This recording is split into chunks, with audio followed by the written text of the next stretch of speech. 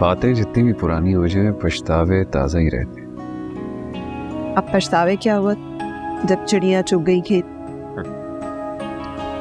नदामत की वजह से सामना नहीं कर पाते, लेकिन हमने तो करना है ना, हमारी बेटी है उस घर में। अब बिल्कुल ठीक कह रहे हैं आप।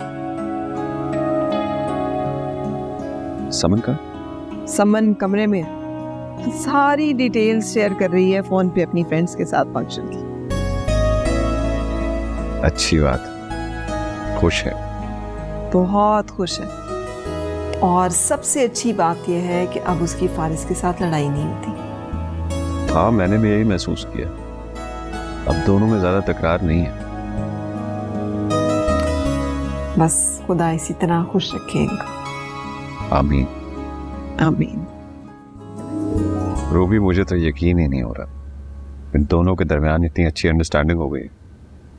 जी, मैंने तस्वीरें देखी हैं दोनों की और इतने अच्छे लग रहे हैं दोनों एक दूसरे के साथ। वक्त ने दोनों के ताल्लुक को मजीद बेहतर कर दिया। बेहतर कर दिया, या फिर मुझे तो लगता है कि फारिस के दिल में शायद समन के लिए जगह बन गई है। मैं बात करूंगा फारिस से। जी, आपको पता है समन अपने सर्कल में फारिस के साथ तस्वीरें ये कह के शेयर कर रही है कि उसकी शादी फिक्स होने वाली है फारिस के साथ। मैंने उसे डांटा भी है इस बात पे कि पहले कोई बात फाइनल तो होने दो। मत डांटा करो उसे, जैसा वो चाहती है ना वैसा ही होगा इंशाल्लाह। कॉफी का मूड है भाईजान? मैं अपने लिए कॉफी बनाने जा रही थी, अगर आप चाहें तो। जरूर। दो बनाइएगा प्लीज। अच्छा बेटे।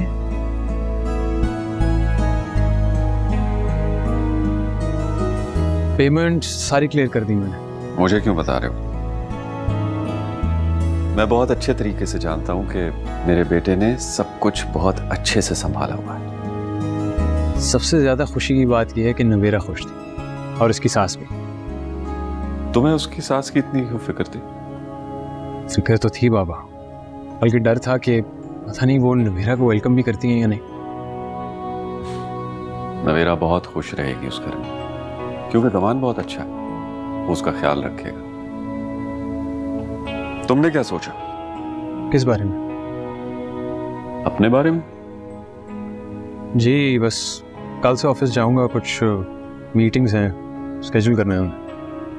मैं ऑफिस के बारे में बात नहीं कर रहा। तुमने मुझसे सोचने का वक्त मांगा था।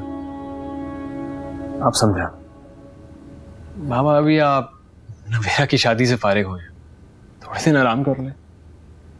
मेरी बात को मजाक में मत डालो। माँ प्लीज ये बात मत किया करें मुझसे। You should be serious about it. Ruby ने वापसी का प्लान करना है तो कर लें प्लान, मैंने कौन सा रोका? समन की वजह से मैंने रोक भी नहीं सकता। एक बात याद रखना, सिर्फ रूबी ने वापस जाना है, समन ने नहीं। आप फिर से वही बात लेकर बैठ गए। मैं नहीं बैठा, तुमने दोबारा से वो जिद ले ली। आप जब जब पूछेंगे मैं आपको इनकार करूंगा। इसे मेरी जिद समझ लें या ख्वाहिश।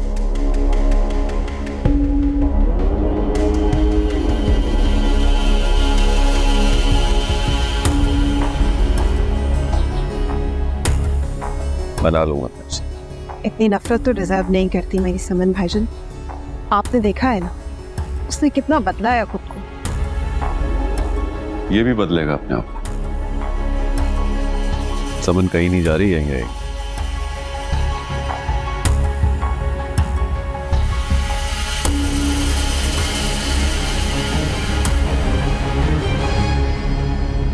वो ऐसा ही है।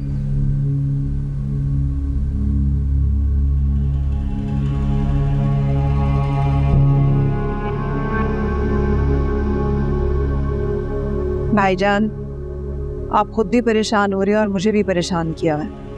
रात भी आपने खाना नहीं खाया, आप भी नाश्ता नहीं कर रहे। आप ऐसे करेंगे तो मैं समन को लेके चली जाऊंगी। सब अपनी मनमानियां कर रहे हो तो तुम भी कर लो। आपको पता है ना कि ब्लड प्रेशर बढ़ जाता है इस तरह, और कोई गुस्से से ये मामला हल होते हैं? तो प्यार से भी तो नहीं मान रहा। खाना खाना छोड़ देंगे तो मैं मान जाऊंगा। तुम तो छोड़ दो, तुम्हें कोई फिक्र नहीं है मेरी। आप मेरी फिक्र छोड़ दें, मैं आपकी छोड़ दूंगा।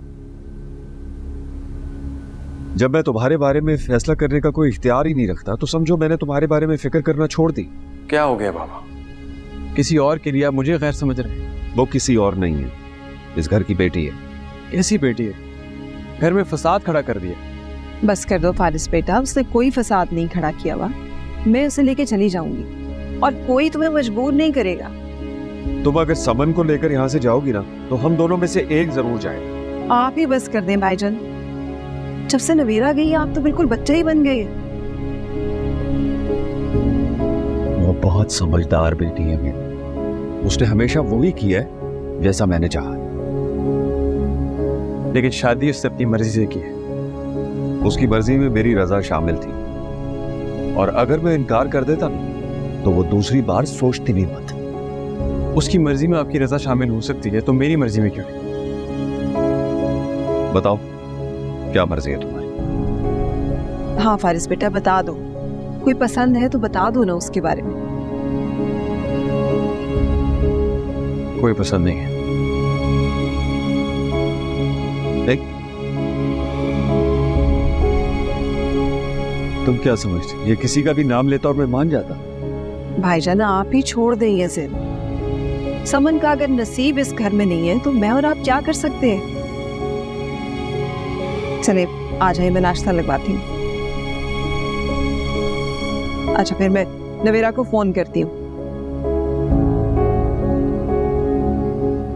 अच्छा तुम चलो, मैं आ रहा हूँ।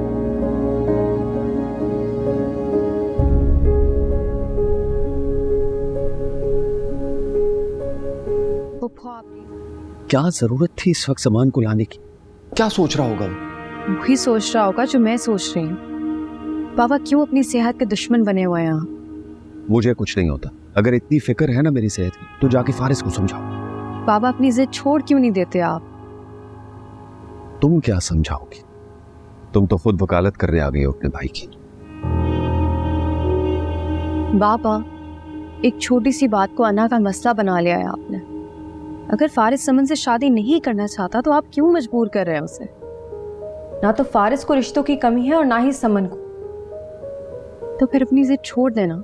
बेटा मैं तो समझता था कि तुम इस मामले में मेरा साथ दोगी, मेरे साथ मिलकर फारिस को समझाओगी, लेकिन तुम तो मुझे ही गलत समझ रही हो। ऐसा नहीं है बाबा, मैं तो क्या फारिस भी आपको गलत नहीं समझ सकता। अब आप खुद सोचें, अगर फारिस महज आपकी खुशी की खातिर मान भी जाए तो कब तक चलेगा ये रिश्ता? बेटा निभाने की नीयत से अगर रिश्ते जोड़े जाए ना तो वो जरूर चलते हैं। जमान को बाहर बिठा के आप लोगों ने यहाँ मुज़ाकरात शुरू कर रखे हैं, क्या सोचेगा वो? मैं देखता हूँ।